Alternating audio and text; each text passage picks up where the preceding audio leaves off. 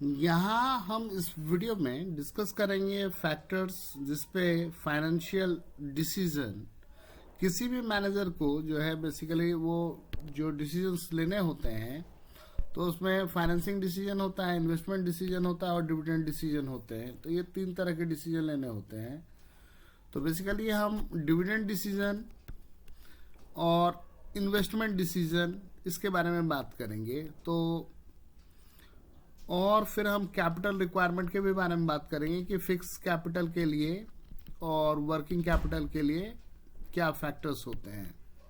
मेरा पहला क्वेश्चन है कि 4 factors that affect the decision dividend decision of a company. और फिर मेरा दूसरा क्वेश्चन है कि फिक्स कैपिटल और वर्किंग कैपिटल में क्या डिफरेंस है। तो फैक्टर्स अफेक्टिंग डिविडेंड डिसीजन, सबसे पहला amount of earning. Dividends are a part of current and past earnings. Therefore, earnings are a major determinant of the decision about dividend. Stability of earnings. Other things remaining the same, a company having stable earning is in a better position to declare higher dividend. As against this, a company having unstable earnings is likely to pay smaller dividend. उसे खुद का पता नहीं है कि मेरा अगले साल क्या होगा। Stability of dividends. Companies generally follow a policy of stabilizing dividend per share. The increase in dividends is generally made when there is a confidence that earning potential has gone up. तो basically एक particular amount जो है हर साल देते हैं। अगर उन्हें किसी साल लग जाता है कि नहीं हमारी पोजीशन अच्छी हो गई है तो वो फिर बढ़ा भी देते हैं। And not just the earning of current year, सिर्फ एक साल का नहीं। अगर उन्हें लगता है मेरे पोटेंशियल सचमुच में ग्रो की है तो फिर वो डिविडेंड बढ़ा देंगे। In the other words, dividend per share is not altered if the change in earning is small और seen to be temporary in nature. Growth opportunities, अगर प्रोस्पेक्ट अच्छा है तो डिविडेंड बढ़ जाएगा। Companies having good growth opportunity retain more money out of their earnings so as to finance the required investment.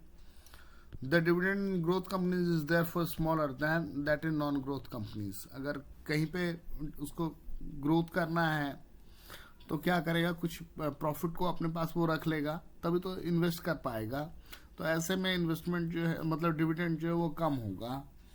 और अगर मान लीजिए ऐसा कुछ प्लान नहीं है कंपनी के पास तो फिर डिविडेंड का रेट हाई रहेगा। Cash flow position, the payment of dividend flows and involves an outflow of cash. जब भी डिविडेंड दिया जाएगा तो कैश का आउटफ्लो होगा। अ कंपनी में be earning profit but may be short on cash. हो सकता है कि प्रॉफिट हो उसके बावजूद भी कैश कम हो। तो अवेलेबल कितना है कैश ये भी जरूरी है डिविडेंड को डिक्लेयर करने के लिए। यहाँ पर हम बात करेंगे फिक्स कैपिटल और वर्किंग कैपिटल के बीच में। The amount of fix capital remains blocked in business. Working capital जो है वो रिवॉल्व करता है। Fix capital is used to buy fix asset, machine, plant, furniture, fixture, motor vehicle. Working capital is used to buy current asset and for daily business activity, raw material वगैरह। Fix asset में liquidity नहीं होती है, working capital में liquidity होती है। इसका लिए equity, preference, debenture, loan, retain earning है। और यहाँ पर हम बैंक लोन, पब्लिक डिपॉजिट इससे करते हैं।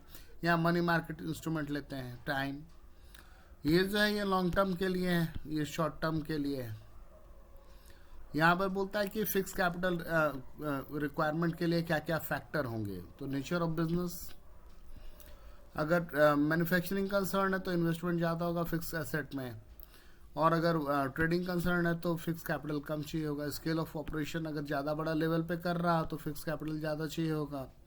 अगर स्मॉल लेवल पे हो रहा तो कम होगा। अब जैसे स्टील में ही बड़ी कंपनी है टिस्को, वहाँ पर ज़्यादा इन्वेस्टमेंट होगा फिक्स का।